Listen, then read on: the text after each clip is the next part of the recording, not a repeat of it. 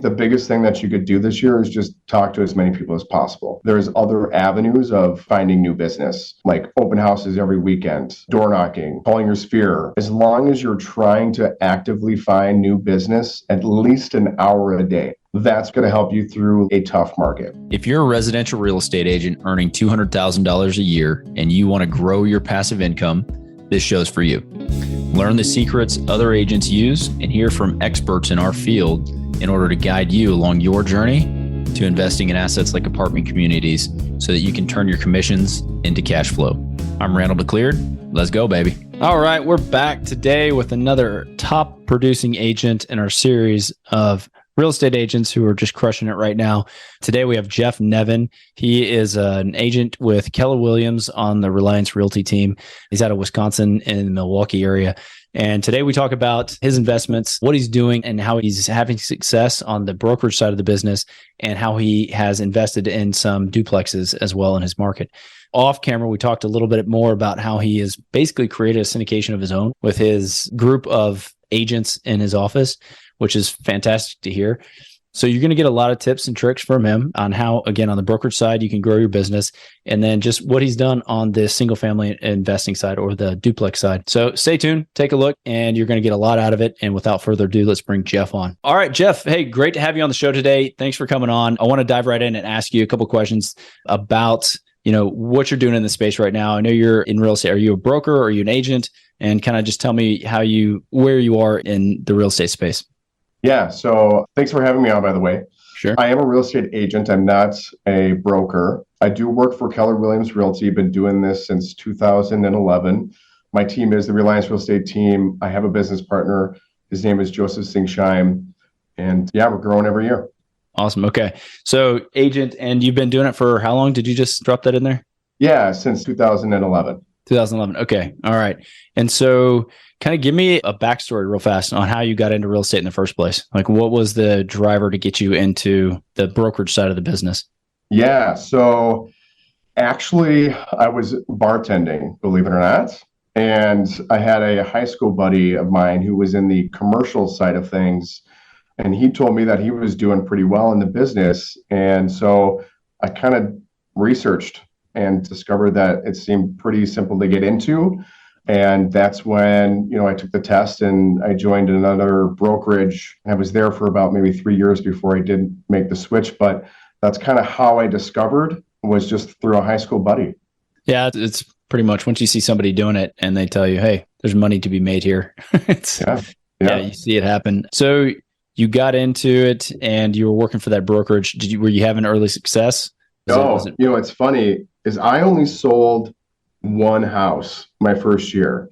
I was working a couple other jobs during the time, but I was doing it all wrong, I feel like. And that's why I think I failed in the first year, but it was more focusing on, getting my website up and, what does my business cards look like, and going on brokers opens and doing a lot of trainings. Trainings are good. I don't want to knock trainings at all. But what I was lacking was really prospecting for business every day. And I think that's what really made the switch.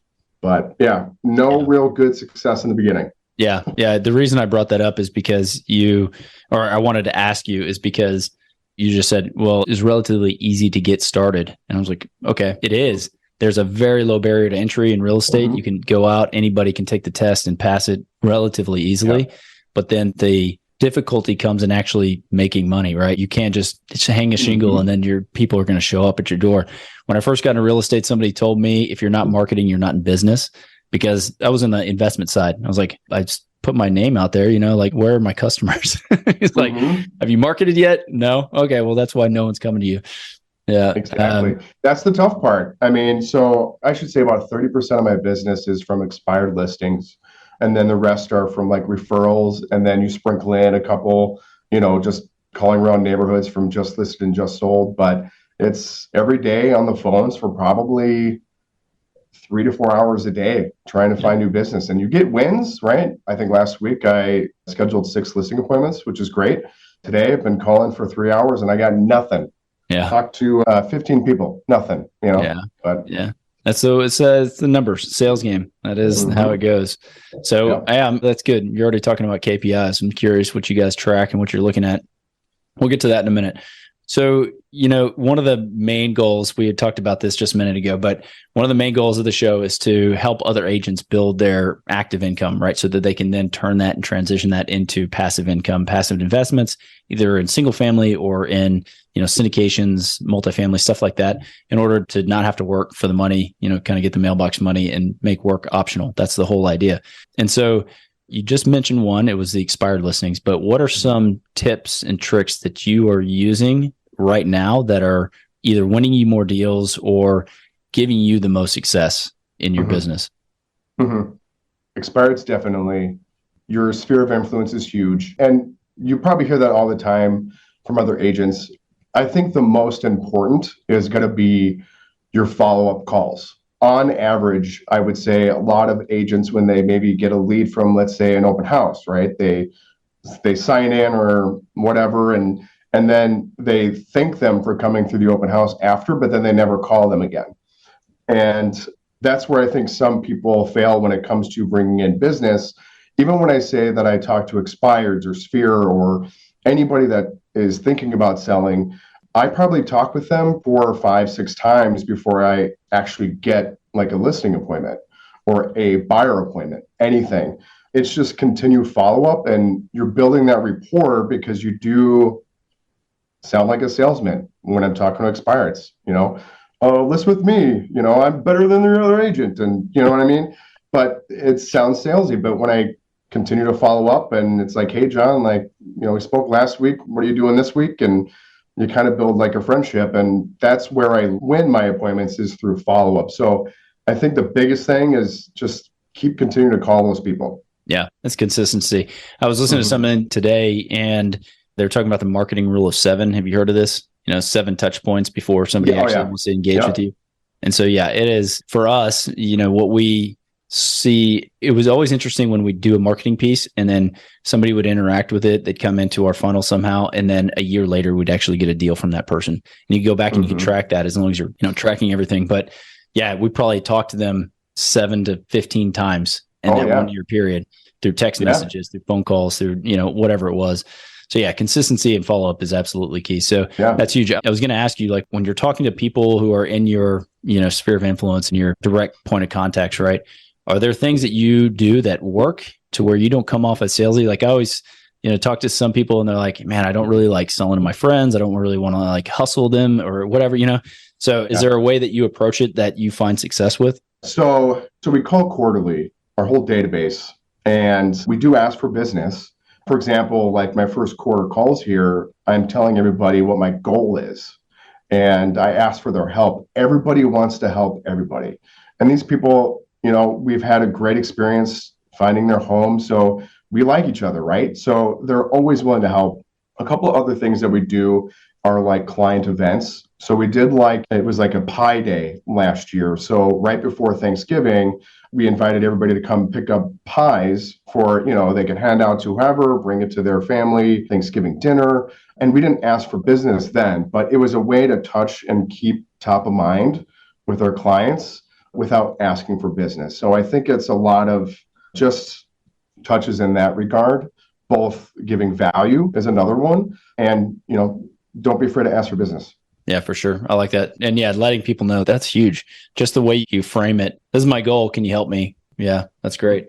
Definitely will implement that. Just the way, the talking point, that the way you use that. Okay. So those are some tools on the brokerage side. I'm just kind of curious how you guys have your team structures. You and was it Joe, right? Yeah, Joe and I. Yeah. Is that the whole team? Do you guys have a downline? Do you have other agents that work for you? Like how do you guys have that set up? No, so that's it. I mean, we have like a transaction coordinator to help with, the paperwork and all that admin stuff, but we still do the negotiations, showings, listing appointments, all those things. But we split it like 50-50 basically is how we have it structured.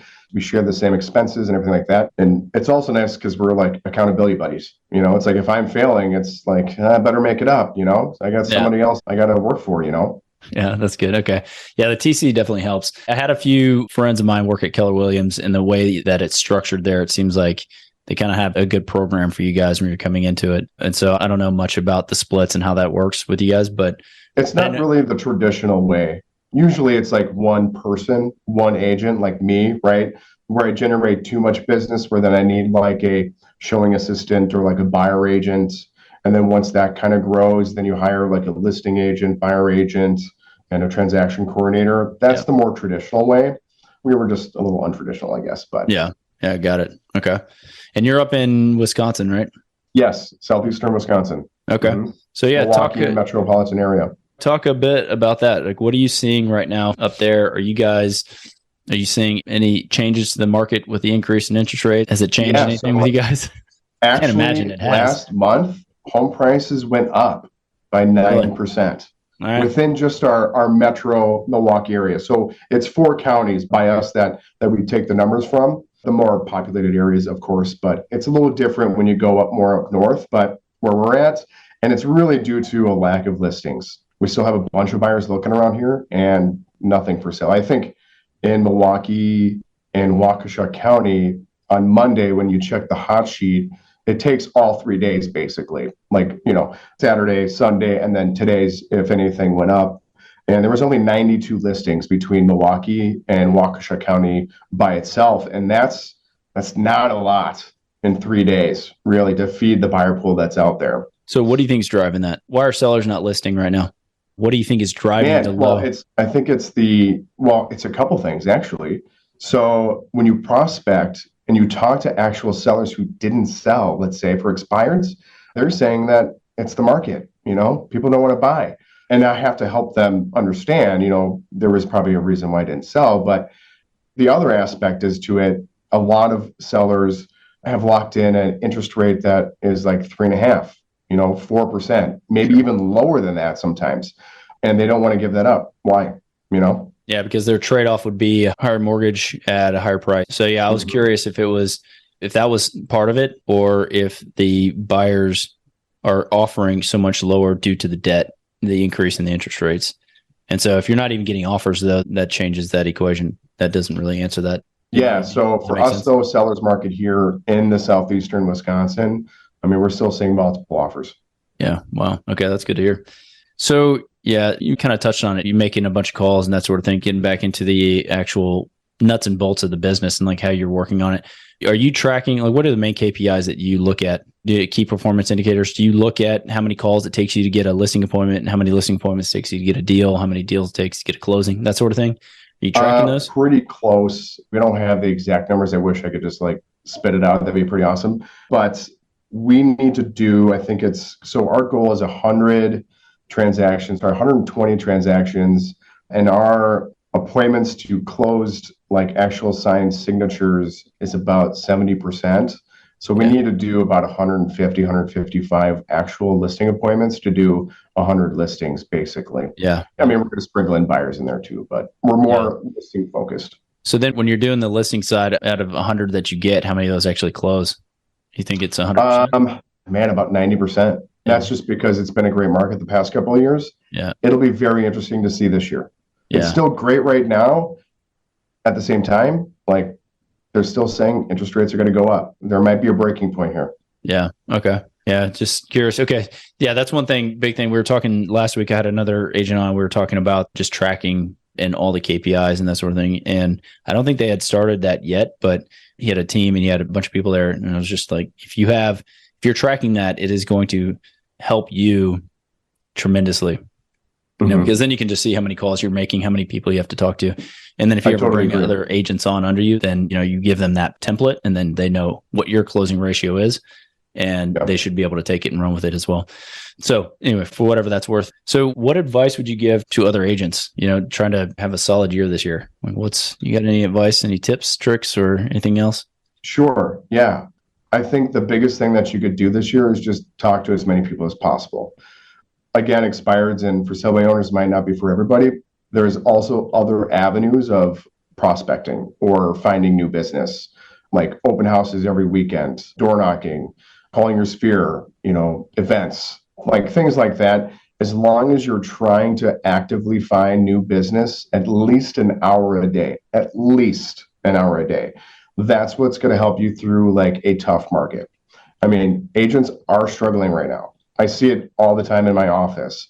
It's because there's not a lot listing right now. Yeah. So you have to talk with more people than we've ever been used to. So that's what I think my one advice for any agent out there, if you want to be successful this year, it's getting out there and talking to as many people as you can. Yeah. I think you nailed it at the top as well when you said, when you started, you were worried about the website and worried about the business card and all of that stuff. But ultimately, at the end of the day, going out and, shaking hands and talking to people face to face and actually doing the work is more important than just having the back end, set up. It's all well and good. You need that stuff, but that's not going to close you a deal, just having it up and running. So, all right, good advice there. Let's see. Curious, we talked briefly, again, a lot of the rationale for the show is to teach agents how to invest and to get them going. So on the investment side, have you actively invested in any sort of real estate or any investments, really in general, just investments?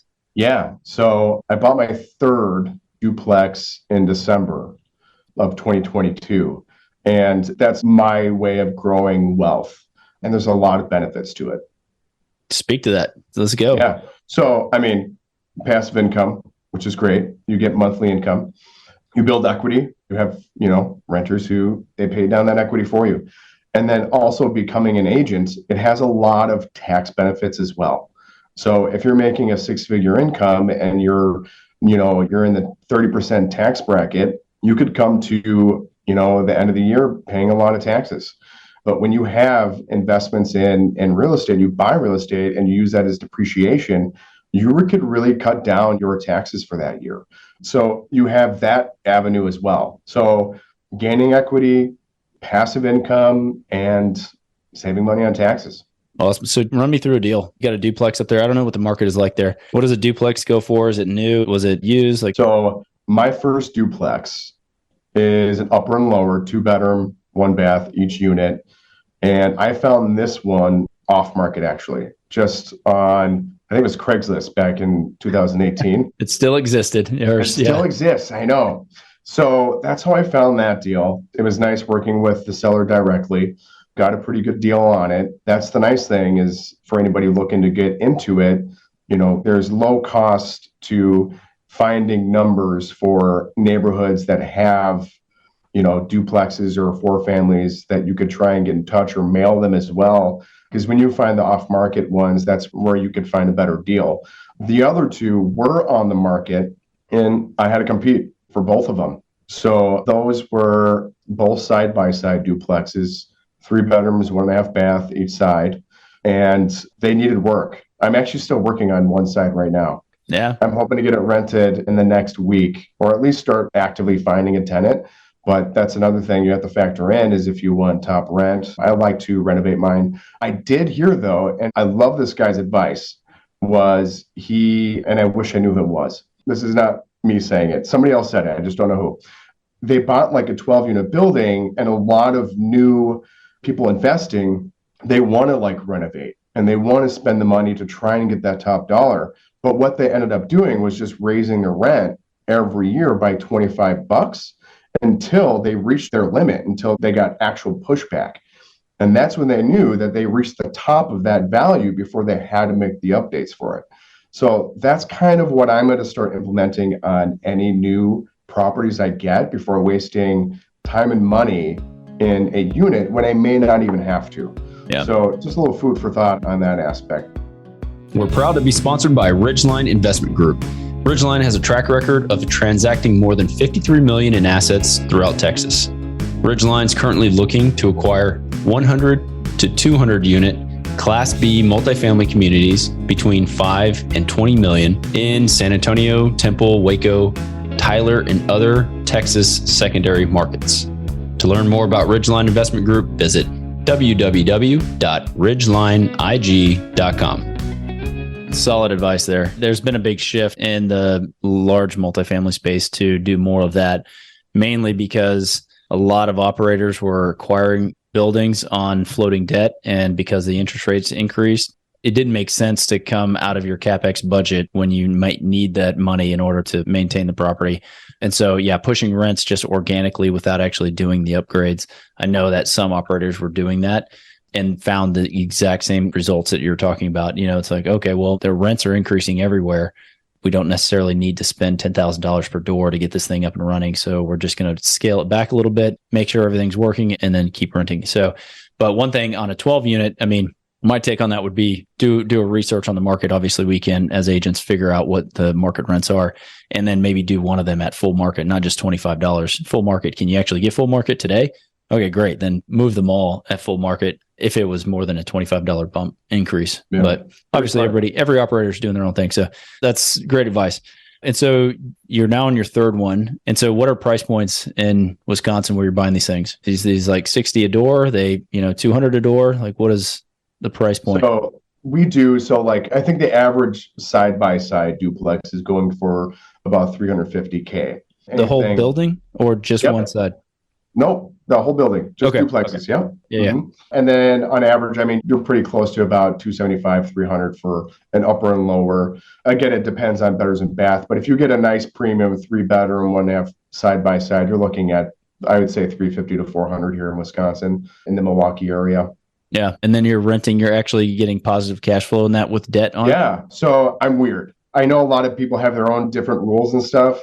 I like to know that if I'm cash flowing close to $1,000 a month cash flow after everything, that's like a huge win to me. I know a lot of people are much different where, if they're cash flowing, 400 or 300, to them, that's a win. I mean, there's still other aspects to that, right? Like we discussed, like, equity and taxes and things like that. But for me, if I'm going to put in the effort and stuff, that's kind of my basic rule of thumb is, can I get 1,000 or close to it each month cash flow from the building? Yeah, no, that's a great just with duplexes, I should say. Yeah, I mean, it'll be different if it's like an 8-family, but yeah, even that. So looking at single family and that sort of thing, when I talk to some guys in San Antonio, the market's a little bit different. The rents may not be as high for the type of product, right? But yeah, if you can get $400 to $500 a door on positive cash flow, then that's pretty solid. Yeah, 300,000. That's pretty good. Good for you. That's awesome. Yep. So was anything, you got into it and you started, like, what was the transition like going from your agent hat to the investor hat? Like any challenges you had actually pulling the trigger? No, I wouldn't say challenges. When you start to talk with a lot of like-minded people in the office who are doing the same thing, you pick up on a lot of things. Before I did buy, I, spoke to a really close friend of mine who's been doing it for a while and kind of get his take on finding renters and what is that like, his leases and things like that. So it really helped me when I did buy my first duplex and finding qualified renters for it. Now, it's funny because when you buy an investment and you become that investor, I look at every appointment that I go on a little bit differently. Like, it should be the first question you should really ask yourself as a real estate agent when you're going on these appointments or listing appointments is, should I buy this? Like, is this something that I should buy? Because you walk into some distressed properties that you could flip. That's another thing. That's one goal I do have this year. I would love to do a flip this year, just to say I did it. And you walk into distressed properties before most people do, being an agent. And you should always ask yourself that. So people getting into it, that should be your first question. Yeah. No, for sure. We kind of went at it the other way. Like I was telling you, we're more on the investor side, even though I'm a broker. I've focused more on the investing side. So I'd go into it and always have that, like, how can I buy this thing? And then if I couldn't, then it was like, okay, look, it's too nice. Your house needs to be listed on the MLS. Like, let's go for full retail. Like, in that was kind of the direction that we would take it if they, needed that sort of help. But yeah, for sure. So you go in, you're looking. And so again, any tips you would have for any agent who hasn't actually taken that step and actually invested into either a single family or duplex in order to take that step? Like, again, that sounds like you had to go get comfortable with it by talking to some friends, some mentors, that sort of thing. But do you have any other tips that, again, would help somebody make that transition into actively investing in a deal? Yeah, I would say know your numbers as well. If you see a duplex, it's got to make sense, right? So you've got to recognize how much you're putting down, the taxes, take into account any kind of, repairs, or set aside some of that monthly income for if a furnace does go out or something like that. So you always just keep in mind and make sure the numbers make sense for you. like before you do it, because there are properties out there where people will jump on it and then turns out that they aren't cash flowing at all. And sometimes I've seen people buy and they're losing money each month. Yeah. So I would say just really dive into your monthly expenses, what you could get for rents, and make sure that you feel comfortable with whatever you're netting each month. Yeah. How did you get comfortable with your numbers then? How did you figure out how much it was going to cost you to rehab a place? Mine was super basic. Mine was, how can I get to 1,000? Yeah. And then after that, with talking with more and more investors, they've shared like a Google Excel sheet that imports kind of my interest rate, my rents that I think I could get, or the current rates that they're getting right now. So what is my cap rate, my ROI on there? So that is a great tool, and you could find them everywhere online to really kind of get an idea of where you're at numbers wise and have it in front of you to see that. Yeah. And then as far as debt goes, you just closed in December. So what kind of rate did you get on that? So I took a 3-year arm out on that at a 6.75. It was a local bank and I got a 10% down, which was great. Okay. Yeah. So now I have to let everybody know that when I did use that bank, when I got pre-approved for the 10% down, the loan officer actually called me. She's like, hey, Jeff, I want to let you know, while you have your pre-approval letter for the 10%, once it expires, it's going to 15%. They're changing protocol. But so if I do that again with her, it's going to be a 15%. But I guess it's a good point to talk about it maybe is you don't need 25% down to like buy investment properties. You could talk with your local banks and they usually have those programs for you where you're not doing 25% down, but you could do a 10 or 15% down. And when I bought it back in December, I think the rates were above 7 at that point, and I was able to lock it in with a 3-year arm with the lower interest rate at the time. Yeah. Pretty neat. Yeah. 3-year arm. So yeah, that's a pretty good product. 10% down, 3 year. Yeah. You just kind of cross your fingers and, 3 years we'll have better rates, but yeah. I mean, yeah, it's one of those things that, again, if you priced it in, then you understand where you are. I am just looking high level, not being in that deal, not seeing the numbers. I am still, man, that's pretty solid. You got 10% down, so you got higher leverage, and you have a 6.75. And so how are you getting $1,000 a month? Just imagine when that interest rate drops, if you refi out of that thing, then your cash flow is going to go higher, especially if you have a higher base. Like if it appreciates, then you'll have a lower LTV. So yeah. Interesting all around. Did you have to pay like PMI on that? Nope. Not with this one. Yeah. Yeah. Solid. Okay. They're out there. Randall, hey, I'll give you her contact. Yeah, I'm going to say, call Jeff. He's a new loan broker now. He's starting a new business. All right. So those are your investments. And so again, kudos for getting started and actually buying some things, because that is a huge step. And obviously over time, that is just going to compound. You're going to keep growing those things. And like you've talked about, and just how it is obvious to anybody who's actually bought anything, your appreciation is going to go up. Your debt is going to go down. You're currently having it paid off by someone living in the property, paying off your mortgage for you. And so your wealth is growing over time. And that's an amazing thing to see. I know the prior guest we had on, he was talking about 1031ing out of some of these, even the duplex, not just the large multifamily or commercial real estate. You can 1031 out of these single family or duplex houses, and then keep your basis low in those deals into a larger property. So you could buy a fourplex next with the same dollars you used to buy the duplex. So a lot of strategies there you can implement in order to grow your wealth over time. And obviously, if you're buying a fourplex with the same amount of money you bought a duplex with, then your cash flows are going up. So you're building your cash flow, not just your wealth and equity over time. Absolutely. So, awesome, man. I'm excited to see how you're doing at the end of the year, my goal is three more investment properties, whether it's a duplex or multifamily, but that's the goal. And a flip in there. You got to throw that flip in there. And a flip. Yeah. It'll be a very busy year. Yeah. If you want to talk flips, you want to talk anything on that front, I have a ton of stuff on that. My goal has been to put like a back end portal up with all the docs and all, because I've done a lot of different strategies on the investment side, from rentals to owner finance to sub to like all these different things. And so, and the rehabs and the systems that I've got from the rehabbing system. So yeah, the idea is to get that up. I'm happy to share that with you if you would be awesome. At any of those flips. But yeah, it's a different market. Like up there, constructing in the snow, like couldn't tell you, man. Don't have anything in my spreadsheet for that. Yeah, we have a storm coming Thursday and Friday. Oh, I'm sorry, Wednesday and Thursday. So That'll be fun. Yeah. Yeah. There you go. You'll be inside the whole time. So have you looked at, are you familiar with syndications, funds, or, buying into like apartment complexes? Have you ever read about that, thought about it?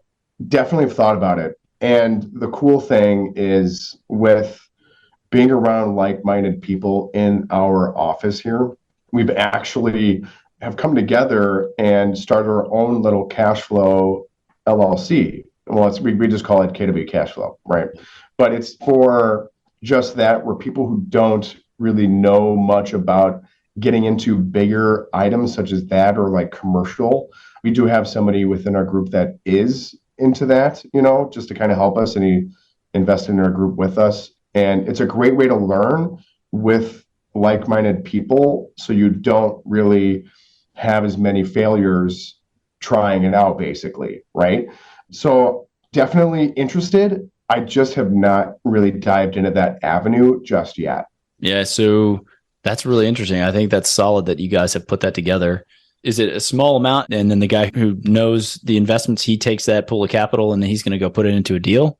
Or how does that work? So kind of, but it's like we all are we call them bird dogs, right? The ones that are looking for deals. Okay. So if, let's say like even a big apartment building comes on the market and we don't necessarily have the funds for that, that's where that comes into play. So we have multiple people helping invest in that. And then at the same time, the person who is kind of already into that field, he's giving us advice. He's saying this is how we should approach it. We've come across a couple deals that just never really came to fruition with it. We're still learning, like, okay, that's not how we approach that. But again, very new to it. I can't really talk intelligently about it yet, but definitely interested. I'll tell you that. So basically what you've done, you've created a syndication. You guys have, through an LLC, created a syndication where you're pulling your capital and you guys are going to deploy it into an asset together. And that is as simple as you can make it. It's a syndication. And so depending on if you buy one asset or multiple, right, that is, if it's a fund or a syndication, really, that is kind of how you could look at it high level. Again, it's fantastic. So if you're taking part of your commissions and you're throwing it into this fund and you guys are saying, okay, we're going to go run around and buy up, a bunch of fourplexes together. Fantastic. Yeah. Or, 150 unit complex, whatever it is. So yeah, that's good for you. Again, really love talking to people about that side of it. Yeah. I'm going to retire by 45. I'm telling you, Randall, it's going to happen. How old are you now? You're going to drop 35, 10 years. 35? Yeah. Good for you. Well, I turned 36, I guess, in April. So yeah, you can do it. I mean, it's, again, if you're compound your investments, that is definitely doable. I remember reading Rich Dad when I was in my 20s, and I was like, oh, I'm going to be retired when I'm 30. And then I literally went on a path of just flipping houses and rehabbing and doing all this stuff and not building the actual cash flow. It was just building up these chunks of money where you flip a house, you got to go find another one. You sell a home, you get a commission, but you got to go find another one. You're on the phone today, talking all day on the phone, yesterday, the next day, tomorrow. And so the only way out of that, is to build the cash flow. And so, yeah, that is, I don't know how I got on that tangent, but. No, hey, dude, first of all, Rich Dad Poor Dad, awesome book. Yeah. Gave it to my kid, and I wish he would get more excited about it, but, we'll continue to work on him. Yeah, with time. Boy, girl, what do you have? 2 boys. 2 boys? Yeah. I mean, once they go out and start working for the man, maybe they'll pick it back up and say, oh, Dad was telling me something that's pretty smart here. Yeah, that's right.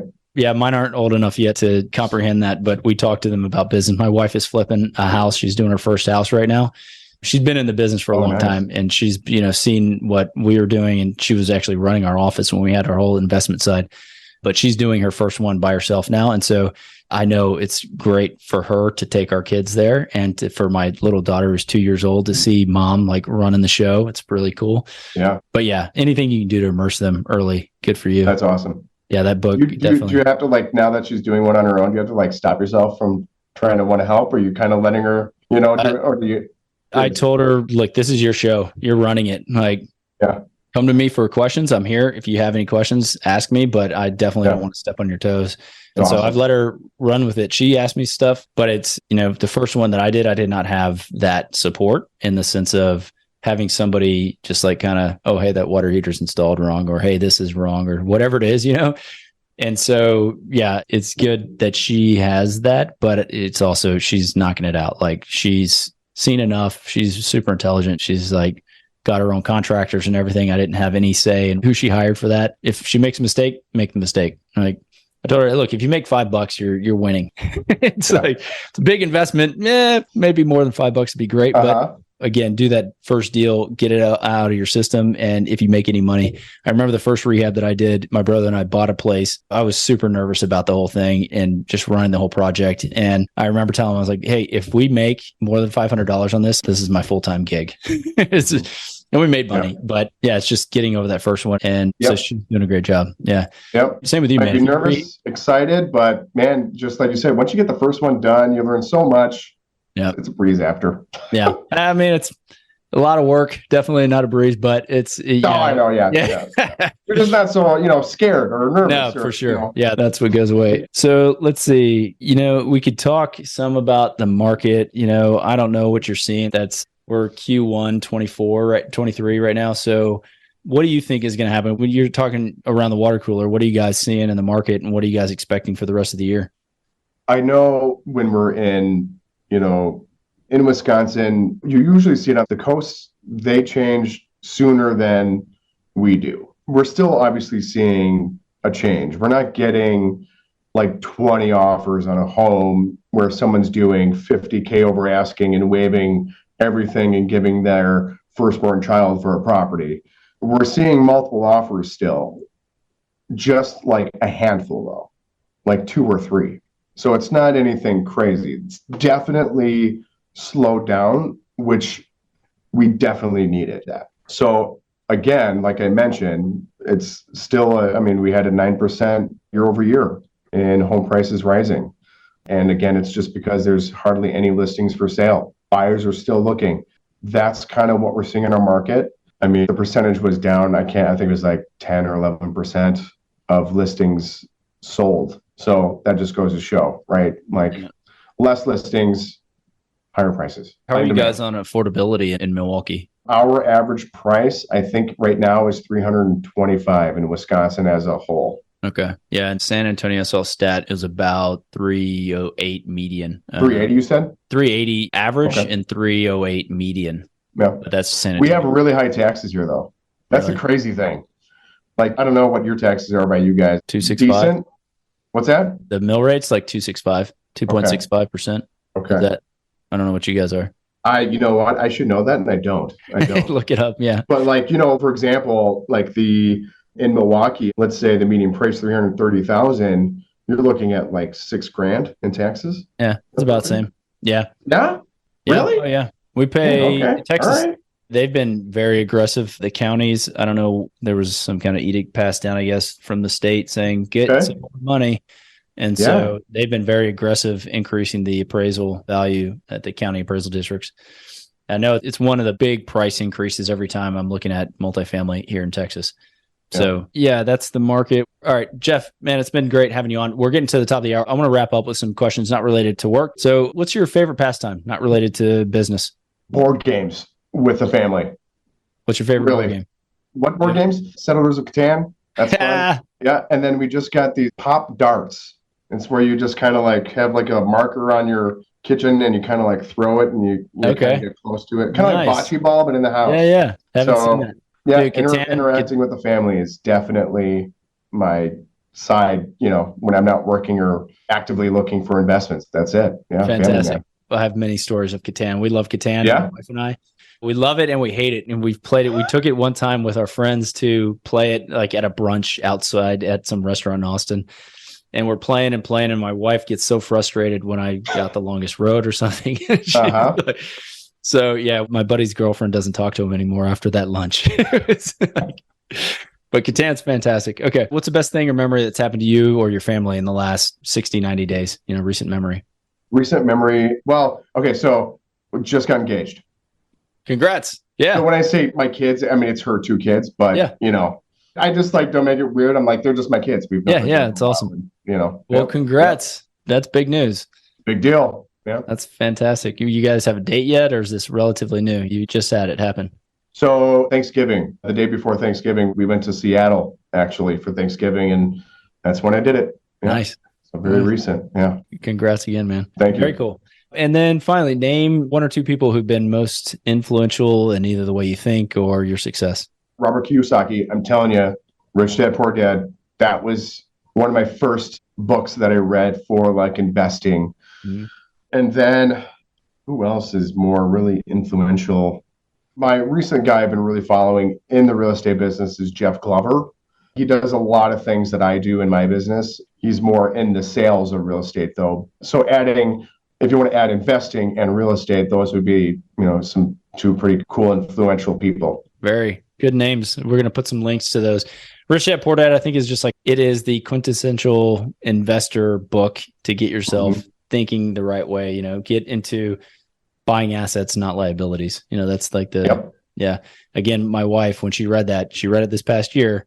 She's like, oh, I get it. I know. How can you not get excited after you read that? Yeah, exactly. Well, awesome. Again, Jeff, it's been great having you on. I appreciate you taking the time, jumping on the show and sharing your insights with everybody. And I know everybody's going to get a lot out of it and be able to go and execute some strategies that will earn them some more money. So thanks again. Appreciate it. Catch you guys on the next episode. Surprisingly, most of the agents we speak with got into real estate hoping to gain passive income and become work optional. However, only 1 in 5 ever start investing. Most are simply too afraid to start. Once you get educated by listening to this show, you'll be able to overcome that fear and become the 1 in 5 who are finding financial freedom. Don't miss a single episode. If you want to stay up to date, the best way is to make sure you're subscribed. So if you haven't done that, go ahead and do it now. And we'll catch you on the next episode.